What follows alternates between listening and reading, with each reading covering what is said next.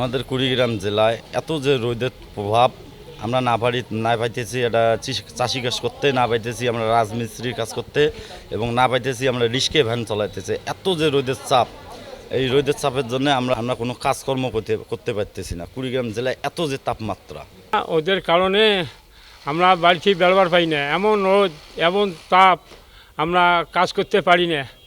এখন তো আমার বউ বাচ্চা আছে, চলা খাবে, আমরা তো সেটা করতে পারবেছি না এখন ওদের কারণে।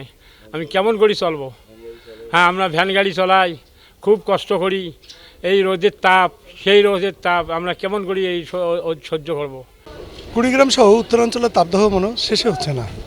আজ প্রায় এক সপ্তাহের বেশি সময় এই অঞ্চলে তাপদাহ চলছে, কখনো কমছে কখনো বাড়ছে।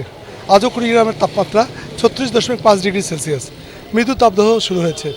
এই তাপদাহে যদিও সূর্যের তাপ কিছুটা কম, তারপরও ভ্যাপসা গরম এবং হালকা বাতাস বয়ে যাচ্ছে এই অঞ্চলে। এই ভ্যাপসা গরমের কারণে মানুষের আরও চরম কষ্ট হয়েছে। শ্রমজীবী মানুষরা কোনো কাজে যেতে পারছে না। তীব্র রোদ এবং এই গরমের কারণে সকালে তারা কাজের মধ্যে বের হলো, কিন্তু কিছুক্ষণ কাজ করার পরে হাঁপিয়ে উঠছে। তাদের জমির মধ্যে যে ধান এবং ভুট্টা ক্ষেতগুলোতে যে কাটামারাই চলছে, এই কাটামারাই তারা করতে পারছে না। কিছু সময় কাজ করার পরে হাঁপিয়ে উঠছে।